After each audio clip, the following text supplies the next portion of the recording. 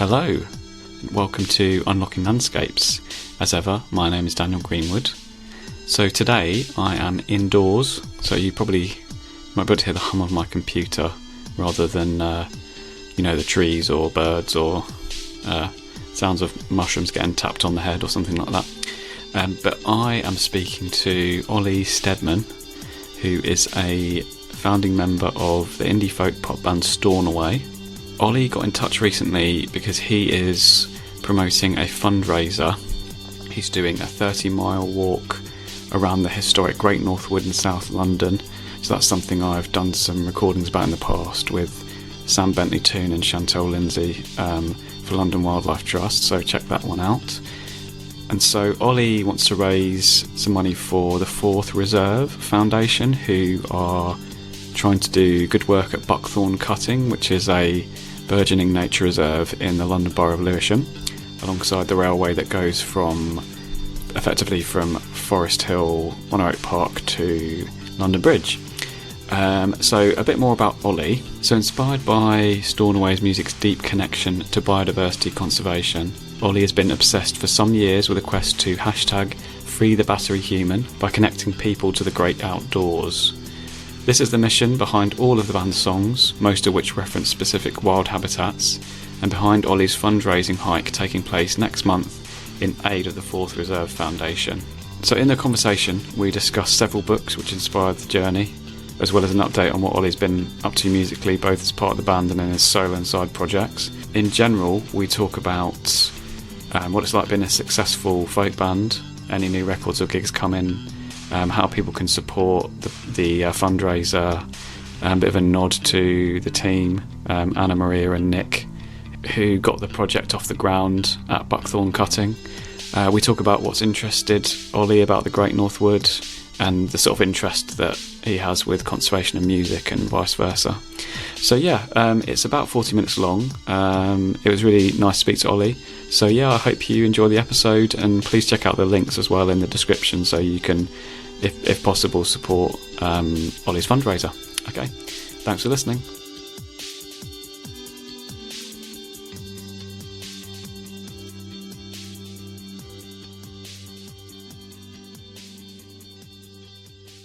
Cool. So Oli, it's nice to meet you on Zoom here. Thanks for coming along and getting in contact. We're basically going to be talking about your fundraising walk on the outskirts, should we say, or the beating the bounds of the historic Great North Wood, which is a relic ancient woodland in southeast London, from running in the north from Deptford at the Thames south down to Selhurst, so Crystal Palace Football Club near there. And you're doing this to raise money for Buckthorn Cutting and the Fourth Reserve Foundation. I think that's right. You can tell us more about that. But very interesting for me as a failed musician and someone who used to do unpaid band interviews and gig reviews after I went to university. You were actually a member of the band Stornoway. So I'm really interested to hear a bit about that. What's that been like then? Okay, yeah, I'm really excited to talk to you about that because Stornoway, having broken up in 2017 and got back together 5 years later, we're now on the way to recording some new material to back up the reunion album we did. We might have something in store, say 2026 late or 2027. In the meantime, we've also got a Royal Albert Hall show coming up, so that band is busier than ever.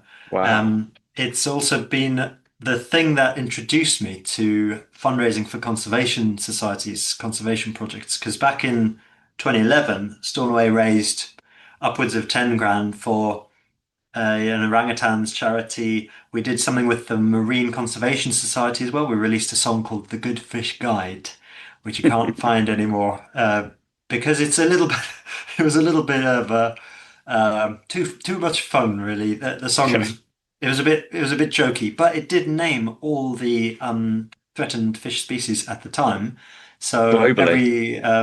I think it was just UK, Okay. yes, Yeah. because the lists are getting bigger and bigger these days, and fitting all the global threatened species in one song is pretty much impossible now. But we donated all the charity, all the profits from that single to the MCS, for instance.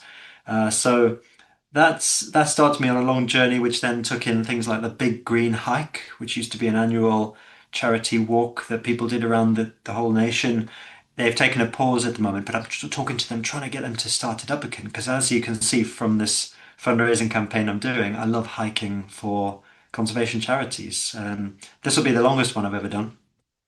And the rest of the band aren't joining me on it because I think they think I'm a bit bonkers for doing it. It's 42K, one marathon in a day. I've done 100K before for mental health charities, In and one I know day? I know, yeah. Well, in a 24-hour period, so day, Oh, goodness. evening, night, and dawn, and that was a real incredible adventure. And I came up with lots of musical ideas during that 100K hike. So I think that's going to happen this time for the 42 as well. But I'll also have that secondary, or like equally as important, but second benefit for the Fourth Reserve Foundation, who are Yeah, this amazing group I've encountered. And I actually haven't been able to get down there as a volunteer because their volunteer sessions are Tuesdays and Fridays, and I've got yeah. a day job on the go to support my music making. Well, I But understand. I used to work in volunteering development for a long time, mm, and the weekday volunteering is a blocker yeah, for a lot of people. But it's absolutely. how things go, isn't it? And before we That's get into right. that, I do want to say also that my wife Rosie knows your band, knows Stornoway, and is a big fan of boats and trains. So and I think hopefully the audio doesn't pick up the sound of her talking to my cat in downstairs because our house is a bit loud. But yeah, so that's a really great intro. And so have you said you got maybe a new record coming? Yes, that's right. For the fans of the Beachcombers Windowsill album that Boats and Trains comes from, I think they'll have something to look forward to because the stuff we've been doing in the studio recently, Hmm. I can't call it an album yet, but Hmm. the sort of sketches we've been jamming on recently as a three-piece now since we reformed are they share something of the emotion and vulnerability and adventure, sense of adventure and discovery that first album had. But it also takes in new, bold sounds, the kinds of thing you might have heard on our most recent effort, which was Dig the Mountain. Yeah, And it perhaps weaves in some of the Wild Wild West and big right, guitar sounds. And right. so I'm really excited about what we're doing. But it's funny you mentioned Boats and Trains particularly, because just this summer, that very song was one that we were obliged to play at very short notice. I don't know, you may have read about this or heard it on the radio. It was Yeah, quite I've a big seen. news piece at the Yeah, time. In early July, we were on the way back from a festival in Belgium, and the yes, Eurostar broke down. And it was our first attempt to, tour by train. We've always wanted to do that in order to cut down on the diesel miles that the yeah, bands pretty yeah, yeah. much otherwise have to resort to. And typical, the first time we tried to go green, the Eurostar delay was something like 12 hours. It may have been 16 in the end, door to door. And after 10 of those hours, we and the other sort of 300, 400 passengers on board were so frustrated we sort of broke out of the carriages onto the side of the track. The Yeah. staff weren't very happy with letting us out, even though we were genuinely running out of oxygen. And the God. toilets had all blocked up by then, and all this it's grim Oh, scenario that goodness. we had to escape. So we got out on the tracks, and luckily we'd each carried a guitar, and we sort of thought, what's the best thing we can do to make good of this situation? Let's play some music for some people. So Boats and Trains was one of the first songs that came to mind, of course. And Of then we course, yeah. started rattling through the set list and realized, hang on, pretty much every song we've got is about travel in some way, shape, or Yeah, form. We've got The Navigator on the recent album, which is specifically about sailing up the west coast of Britain. yeah, We have Saw You Blink, which opens with I caught the sun on my way home, and I missed the train on my way home. yeah. Sorbing, our biggest single, is also about a slightly alternative form of transport. Yeah, that's great.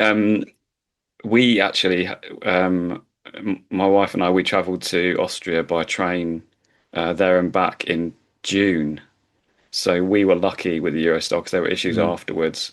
Big advocate for rail travel, definitely. mm, It's just so much more fun. You see so much more, and you don't really get treated like a piece of rubbish when you're going through the security as much. Though it's a bit more strict at King's Cross at St Pancras now, isn't it? So, but here you got back on the train, and here you are now and ready to do your walk.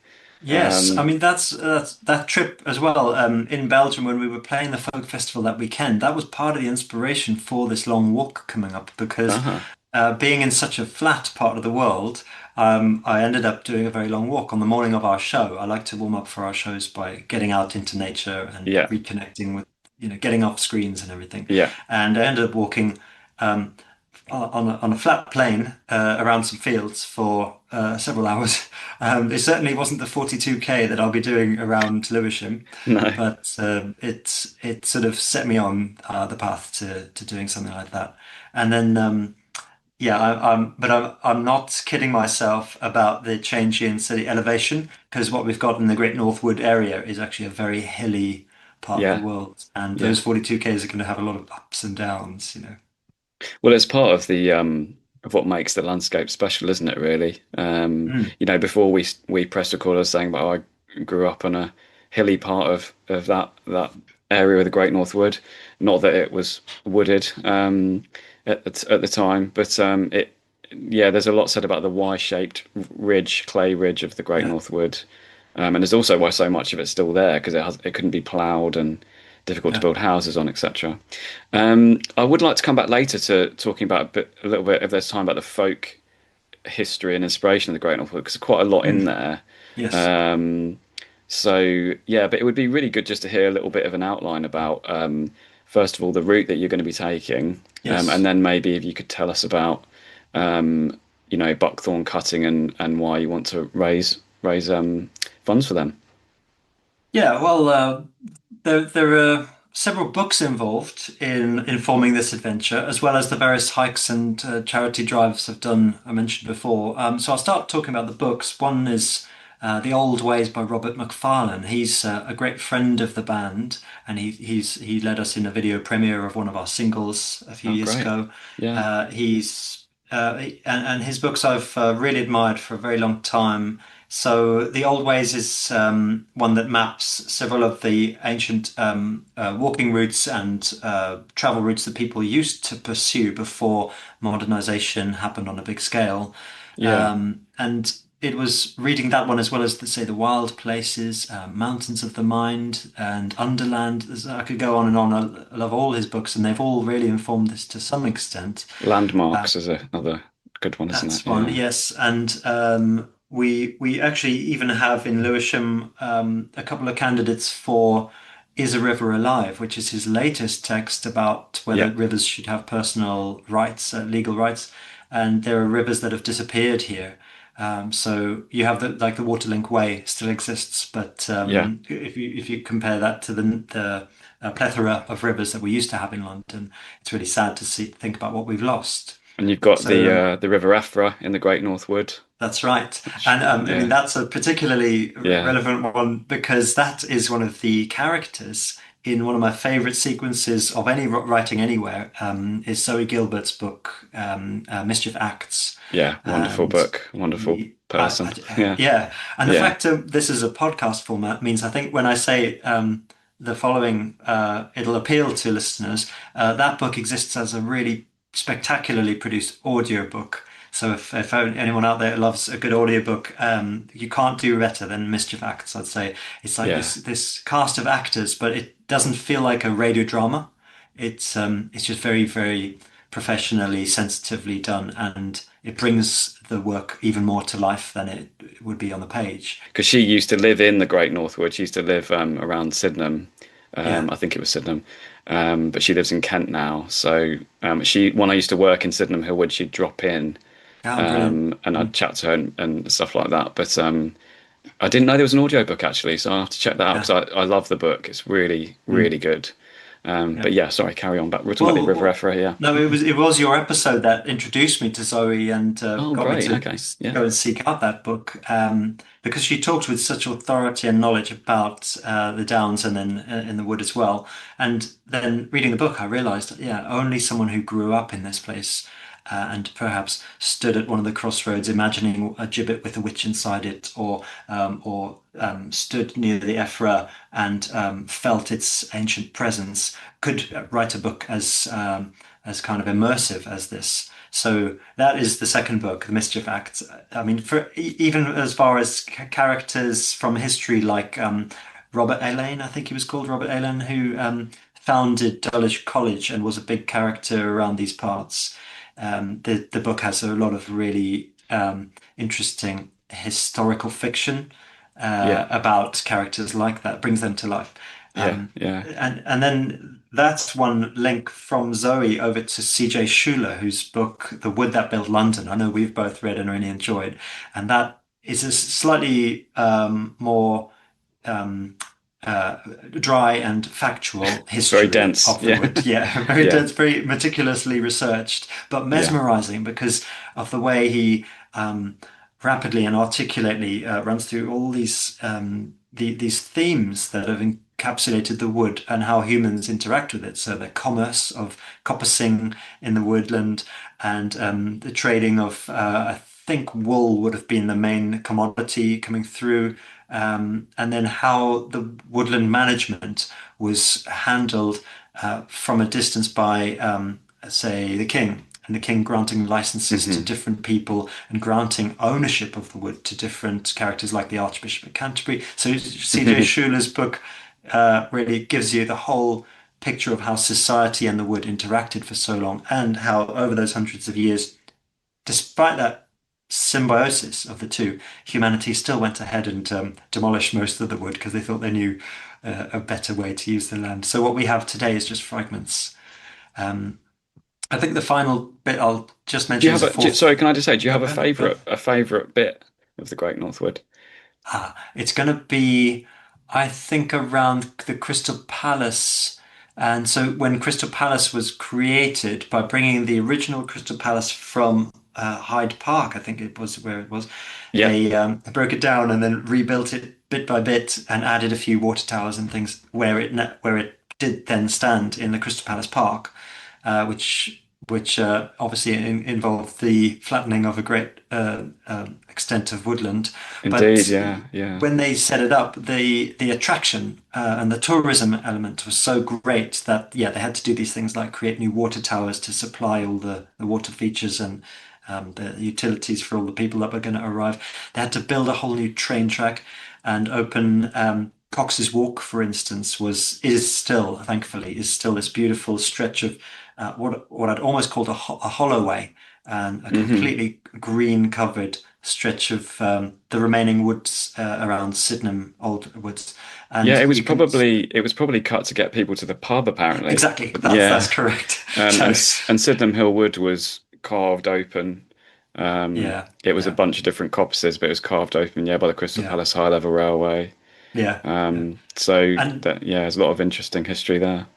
yeah, I think that was the element which then later, when it burns down, and then when the two world wars and the effect they have on the It's Crystal huge, Palace population and absolutely everything. huge. Yeah, Yeah, yeah. So I love that particular chapter yeah, of the book.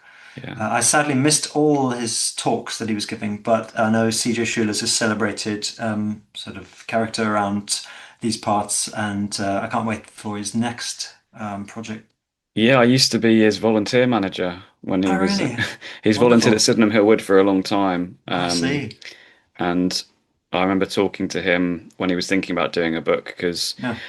sadly recently we lost one of the greats of the Great Northwood, Oh, Matthew hmm. Frith. I don't know if you heard of No, him. He no. was working at London Wildlife Trust for many years. He Okay. was an officer in Sydenham Hill Wood in the 1980s, 90s. Wow. But he's a great inspiration to Chris Schuler there. So it's Yeah. definitely worth mentioning him. So he did a Yeah. lot to Well, protect it. that's, Yeah. yeah. We can dedicate Um, the episode to him or something. yeah, well, yeah, it would be good to talk more about him in future. Yeah. Um, so yeah, so t take us through the what's it, like over 30-mile walk. I mean, where Yes. are you starting and where are you finishing then? So that's still up in the air, but Right. I'm pretty sure I want to start at the fourth reserve, also known as the Buckthorn Cutting. It's the little slice of woodland that still exists between Crofton Park and Brockley. It's open to the public one Saturday every month. It's open to volunteers Tuesdays, Fridays, and then they do forest school stuff very frequently as well. So there's a lot of people who take part in it and have an interest in keeping it going, but not to mention all the species that depend on it for their Yeah. habitats. And it's in celebration of their having achieved metropolitan open land status Yeah. Right. that I sort of started thinking about this. So I want to start there where it all happens and it all matters. And maybe it'll be 4 in the morning because I have to make sure I've got enough time in the day to complete it before I have to pick up my toddler from nursery. But if anyone's there to give me the send off, that'd be nice. When I come back at the end of the day, 42K, I think I'll treat that as the finish line as well. That'll make sense, go in a big Yeah. circle. Yeah. And also, what's still up in the air as well is the route itself. Do I go clockwise or counterclockwise? And then do I follow what I've been able to piece together from CJ Schuler's book and some old maps of what I think the wood used to look like? Or have I yet to find an official, sketch of which specific longitudes and latitudes it's extended to? I know you mentioned Selhurst and then up to Deptford. We will probably go as far east, I don't know, as maybe even Eltham Palace, but that does seem quite a way over. Yeah. That'd Yeah, be a way out. Yeah. yeah. So what I've done is I've created a publicly visible Komoot route. Komoot is an app and a website where people can plan hikes and then share them Yeah. for feedback. And I've created a map and it's on my Just Giving page. And if anyone I'll clicks share on there that. and I'll goes, share that in the text and stuff. thank So you, yeah. thank you. But if anyone's looking at that and thinks, hang on, he's missed out a huge stretch of the wood that used to be over here, just please let me know because I do want to beat the bounds is exactly the term Yeah. that you used helpfully, Daniel, because beating the Hmm. bounds was this tradition and we've sort of lost that. The only people I really encounter Defo. anymore who do anything like beating the bounds are church parishioners at my local C of E church who do that, I think, once a year. And it's quite a sort of um, it's just a bit of fun, really. But I think to Yeah. beat the bounds of the wood used to be a very serious thing. Yeah. It's definitely something that I think is tied to parishes. Yes. I think it also goes to show you how that area of South London has changed since the First, Second World War. Um, I mean, when the borough councils were created, I think, oh goodness, I think that was in the 60s or something. Um, you know, at the time of the Crystal Palace, it was a rural area. People like Emile Zola were around Mm, there hanging out, exiled, and also Camille Pissarro, who painted the view of from the Coxthorpe Footbridge, and they noted how it was a rural, peaceful area and stuff like that. And then yeah. the arrival of the Crystal Palace changed that. But the beating of the bounds, I mean, you do see it every now and then. I swear it only ever usually comes up when people are trying to protect something, Yes. like when they're trying to kind of bring back old traditions. So it is a really interesting thing. I think there's some photos. I've seen photos of the Crystal Palace. There used to be a big oak tree called the Vicar's Oak, Yes. which is in Chris's book. A bit more about that, which was at one of the roundabouts up on Crystal Palace Parade. I can't remember which one, but it was felled for some egregious reason, I think. So there would have been a lot more old oak trees to connect up those boundaries as well. But, I mean, I think personally for me, it'd be interesting to see what you witness on your walk. But there are a lot of boundary oaks still around, particularly around Yeah. Honor Oak. You probably won't get them to the railway lines because obviously the railway lines were cleared for the development there. Yes. But yeah, I mean, maybe we should have another chat after you've done your walk so you can tell us what you've seen there. But that would be interesting. Yeah. Um, Maybe I'll encounter some good candidates for next year's Tree of the Year. yeah, I've been keeping close tabs on the Woodland Trust's competition every year, and this year it went to an ash tree in Glasgow, which was yeah, similar to some of the stuff I might find on my walk. It's an inner city tree. It's the only tree on the street. There's nothing else green for ages around, and so maybe I'll find something that we can then submit together and see if it beats the competition next year. I think that's a good shout. There's a lot of trees in that area that people don't really know about, and I Mhm. mean, there's even some amazing ones in people's back gardens in Dulwich, Yeah, like some really yeah, old ones. But I don't know if it has to be in a public place, but that's a good call. The other resource I'd point people to is this thing called monumentaltrees.com. I don't know if you've used that, but it's a volunteer data tagging service and I've actually used it if I've got a free couple of hours, I've used it to guide what I do with my time sometimes. So I'll look up on monumentaltrees.com, where is the oldest, girthiest tree within, 10 miles of me? And it'll say, well, it's this oak tree from the mid 19th century. It's in, say, Greenwich or something. And I'll Yeah. go over there. And it turns out that the previous person tagged it with the girth slightly mismeasured. So I'll get Right. my tape Okay. measure out and get involved in the data tagging of these trees. But because it's a global service and there's so many people have contributed, there are thousands and thousands of trees in there. And maybe Yeah. on this walk, I'll be happy to lose, an hour of my time by stopping every few kilometers and tagging a couple of trees. Because Yeah. there are going to be many out there that have been there a long time and I don't get to see them often enough. And I want to share them with others. Yeah, no, that I do love a bit of the community science aspect of I mean there's the ancient tree inventory as well, the Woodland Trust Oh, database, yeah, of but course. I'm not entirely sure how much of like South London is particularly well represented in that. A Yeah. lot of it's like 'cause I live in West Sussex and there's I mean it's ridiculous around here. Some of these oak Yeah. trees you just find dotted around. But this it seems to be more maybe rural focus. Could be wrong about that. Yeah, good. Um Okay, well, that sounds really interesting. And just good luck generally with the 30 miles. That I don't think I've ever walked that much in one day. Um, but it would be good to hear. I mean, you've talked about what's inspired your interest in the Great North Wood in terms of some of those books and Yeah. Robert Macfarlane, who inspired, a lot of people. I really do agree with you about the old ways. Really loved reading that book. Yeah. But like, what's your connection to buckthorn cutting?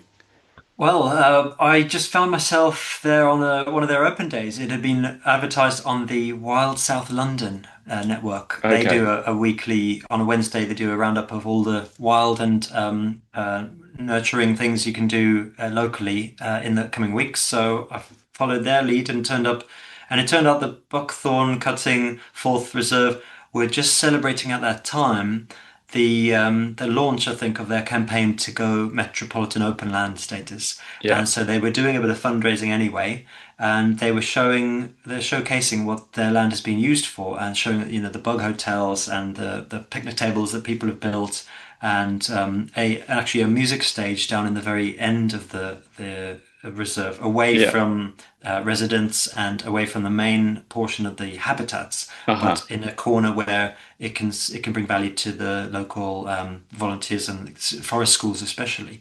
And I was just so impressed because I live. It's not my closest bit of the remaining parts of the Great North Wood. I live near a different reserve, and that reserve is, to be frank, quite neglected. And Yeah. they only allow volunteers in very, very rarely. There's quite a broken relationship with the council, I'd say. Okay. And it struck me that Fourth Reserve are doing something very impressive and unprecedented, and they're kind of showing conservation societies and charities how it's done and what you really can do if you get together as a team. And yeah, they raised something like 100 grand to Yeah. buy the land and make sure that it's protected forever.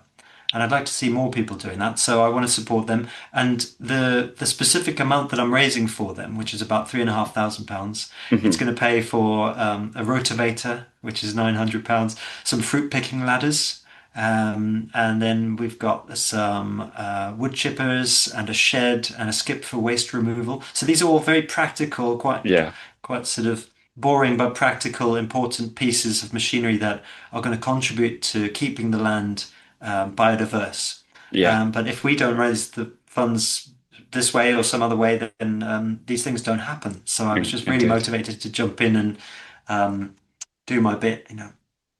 Yeah, and probably worth name checking Anna Maria and Nick here, Yeah. who really drove the project. Because I remember meeting them, goodness, I don't know when it was, over 10 years ago, I think, when they were just worried about potential development there.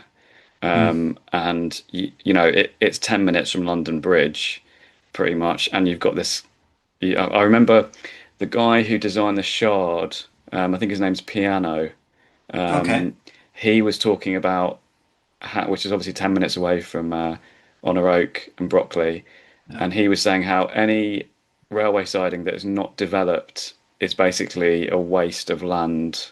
Yeah, And I was just so shocked by that, and I think there was a yeah, real fear that this was, people really pushing for these because the corridor between Forest Hill and London Bridge is, and in New Cross Gate at least, is extremely wild. yeah, London Wildlife Trust have a nature reserve there, and to build on that would be appalling, and yeah.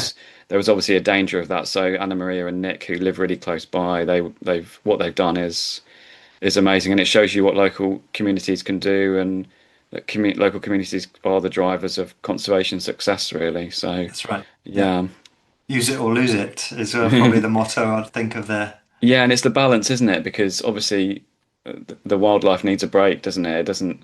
It's that balance between like a park and a nature reserve, and it's up to local communities to manage that. And metropolitan open land is an important thing just to mention. It's what the conservationists in London called MOL, but I think you said earlier, previously, it's the equivalent of sort of green belt designation. It's very important, isn't it? Yeah, Yeah. yeah. So places like Sydenham Hill Wood also metropolitan open land too. I know it's also part of the wider London Wildlife Trust campaign, right, to restore bits of the Great North Wood. This campaign that they started off in 2018, from what I remember, and Yeah, got a lot of council backing and I loads of worked on interested that project. parties. Oh, Yeah. fantastic! Yeah. Yeah, I probably should have told you this. I was the project manager for the last 6 months of it, Oh, brilliant. so I did mention that. Yeah, so that's a great project, which has actually finished and moved into a different Yeah. phase, funded by the National Lottery Heritage Fund. Okay. But yeah, there's so many little nature reserves run by community groups in that area. So there's a lot of good stuff happening. Yeah. So, Ollie, thanks so much for that. It's really interesting to hear about your connection with Buckthorn Cutting and the amazing work they've done there. It would be great to hear a bit more how people can support your walk and any information on that one. Yeah. Um, they can support the walk by searching for just giving Oli Steadman, or yeah, that's the best way because that's my campaign up at the moment. I do a lot of fundraising throughout the year, but I only ever keep one focus point open, so that's the one that'll show up in the results. So just giving an Oli Steadman, I'll and link we're through as at well, this. obviously. Sorry, I should have Thank you. said that. Yeah, That would be that's obvious. great. Well, that's we're about £1,000 in of our £3,500 total, and Oh, a amazing. month today actually is when it happens. So that's we've got a month to go. So every little helps. Thank you, everybody. And Should see then some yeah, I wanted mushrooms to. then if you're going in November. Yes, that's right. Yeah. Yeah. So I'll also mention Stornoway's got a Royal Albert Hall show coming up end of March, which we're really excited about because we're going to be bringing the outside inside and involving nature in our performance. Nature is what has inspired almost all of Stornoway's writing, and we're going to be dividing our set list up, for instance, into the different habitats that we've written about over the years. Wow. We've realised we've got cityscapes in our biggest songs, Zorbing, Man on Wire. We've got mountainscapes on things like Dig the Mountain and Road You Didn't Take. We've written about the salt marshes and obviously the seaside quite a lot. So it's going to be a bit of a showcase of the 21 years the band has been together. And the coast is, I mean, obviously not here to get into the coast because we're talking about woodland in London here, but is that's a big inspiration and for the band is it's obviously Stornoway as one of the Scottish islands. Yes, Brian has sailed since he was a kid and had always been inspired by the just the scenery of the sea, but also he studied birds as an ornithologist to Oh, cool. PhD level and is Nice. a nature reserve manager now for the Wildfowl and Wetlands Trust. So Really? So the species. your bandmate is now working for Wildfowl and Wetland Trust as a reserve Absolutely, manager. yeah, yeah. And we so when we did the Big Green Hike, for instance, a couple of years ago, we were fundraising for them specifically. Wow. Um, and How does he find that's the time? well, yeah, we all have our day jobs to Of support the music course. making, but we Yeah. sort of we've come to a point in the band's career where we think even if, we made it big with a number one song someday or we had a world tour on the cards, we'd still want to just take only a short break from our respective day jobs because we actually all love what we do, and we like to have that balance. So for me, the left brain is satisfied by what I do in the day job and handling data and looking at numbers and campaigns and things, and then the right side of the brain is music that gets serviced, on the weekends or when we're touring the festival circuit. Well, And I think yeah, we all get something like that balance. yeah, that's really interesting to hear you say that. Yeah, I mean, because I suppose yeah, I mean, you'd have to do a Taylor Swift really these days to be able to Yeah, fund everything, I suppose. yeah, I, that's right. I don't really know Taylor Swift to be honest. I'm a bit sad like that. But yeah, it would be good just to hear.